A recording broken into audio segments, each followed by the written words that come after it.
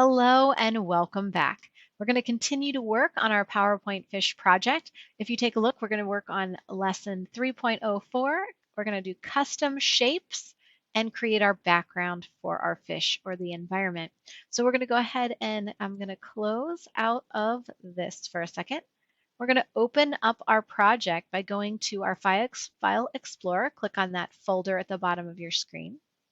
I'm going to, on the left-hand side, click on Documents, find my digital art folder, and in there find that PowerPoint fish folder and find the file, double click to open the file. By now, this should be all routine and you should be able to find your files and open this easily. All right, there is my project. I'm going to go ahead and close this format panel over here on the right side. So we're going to start to create a background. Now, these fish are going to get in our way. So what we're going to do is we're going to go over here to the left side in the slide panel, and we're going to add a new slide. So I'm going to come up here. We're in the Home tab. I'm going to go to New Slide and just select the blank slide there. So we have a nice blank canvas to work with. Now, for our background, we're going to start by putting in a color for our water. So to do that, we have to select this area. So we're going to go, I'm going to come down here to the bottom and just hit this, and so I make it a little smaller so I have a little bit of gray space all the way around. I'm going to add a rectangle by going, I'm in the Home tab, in the Drawing section. I'm going to go to Shapes, click on a rectangle. I'm going to start in the top left-hand corner, click, drag, and draw a rectangle so that it fills just that white area of the slide, or the canvas that we're working on. Now that's a solid blue and that's fine, but it's just not very interesting. So with that selected, I now have the shape styles up here. If I was back in the Home section, I could find this also by going to the Home tab, the Drawing tab, and here's my Paint Bucket tool. So I'm going to find that Paint Bucket tool. I'm going to click on the down arrow, and I'm going to go to Gradient. First thing I'm going to do is I'm just going to pick one of these preset gradients.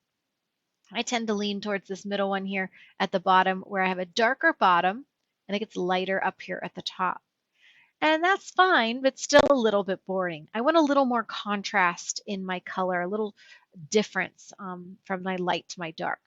So while that is still selected, I'm going to go back up here to the paint bucket, back down to gradient, and this time I'm going to click on more gradients. It's going to bring up that format shape panel that we're familiar with.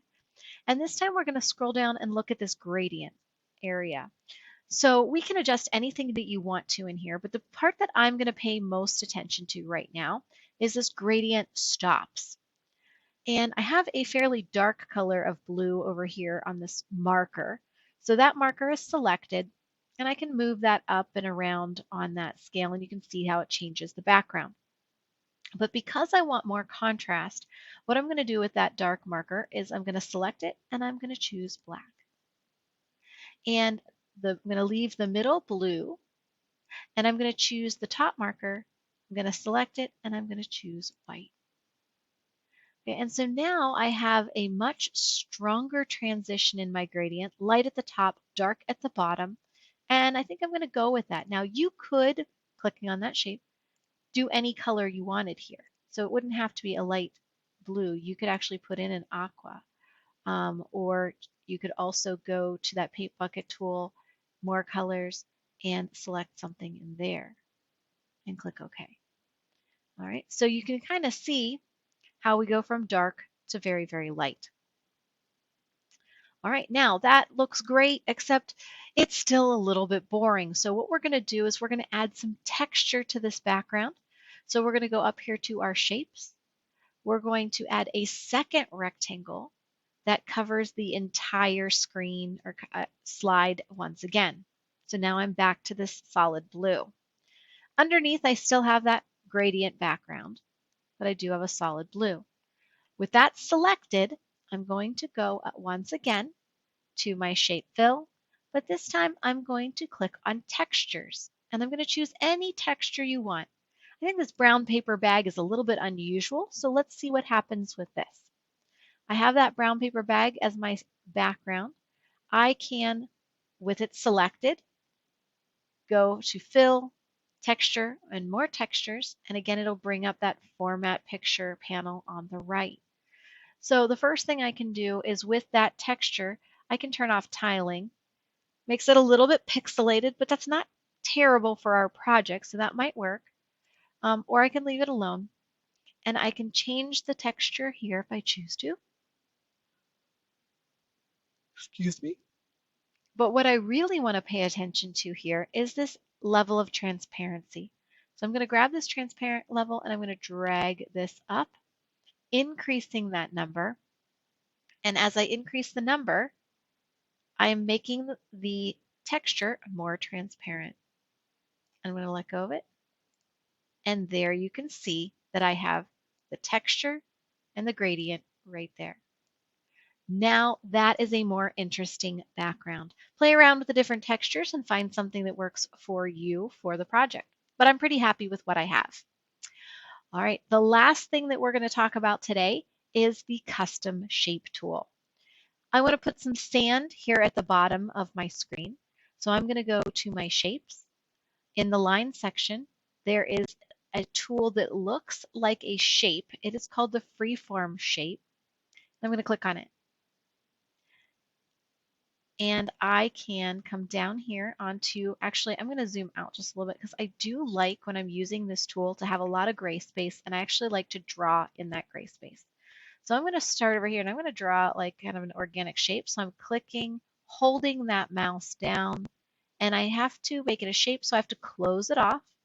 Once I return exactly to where I started, it does automatically fill, and I can release my mouse. And now I have a custom shape. So this might be great for a rock or something like that in my composition, so I'll put that over there.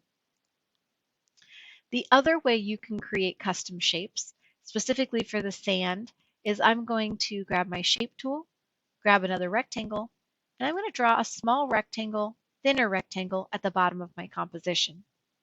Now that's boring, so I'm going to make this more interesting by right-clicking on the shape and then going to Edit Points. Now I have this red line with some handles on the sides, on the corners. I can grab those handles and stretch that out. I also can click on the shape and draw and drag it down. And now I've created a really organic, curvy area for my sand. So I have something like that. I can layer this sand by creating multiple. And to save on some time, I can go to Arrange, Rotate, and flip it. And so now I have another shape. I can grab the lowest one, right click and bring to front. And now you can see how I'm layering in my background. So today we have put in a gradient in our background, created a transparent texture for our background, and started to draw with some custom shape tools, some sand for the bottom of our composition. At this point, we're going to say this is done for the day, and I'm going to stop here. I am going to take that screenshot, so I'm going to go down to my Windows button, find the S section of our tools for the Snip and Sketch tool. I'm going to click on the new button. My screen's going to go gray for a second, and I'm going to click and draw and drag a box to surround my progress and a little bit of the program screen. So I can see my slides over here on the left, the main body is my project, and my file name at the top. I'm going to save this screenshot into my screenshots by clicking on the Save button. I will go to Documents. I'll then go to my digital art folder, find my screenshot folder, and again, I'm going to put in the name of the lesson. So this is 3.04 today, and it's a screenshot. And I'm going to hit Save. So I've saved that screenshot. I'm also going to hit that copy button so that it's on my clipboard. At this point, I can go back to Schoology, click on Daily Lessons, find our current project folder, Studio, Unit 3 Studio PowerPoint Fish. Click on that first assignment that's in there, which is our progress screenshot sketchbook. And once in there, I'll click on My Document, and this document here will pop up. I'm going to look for today's lesson, which was the 3.04 custom shape and background, and I'm going to paste. my progress right into that sketchbook. Wonderful.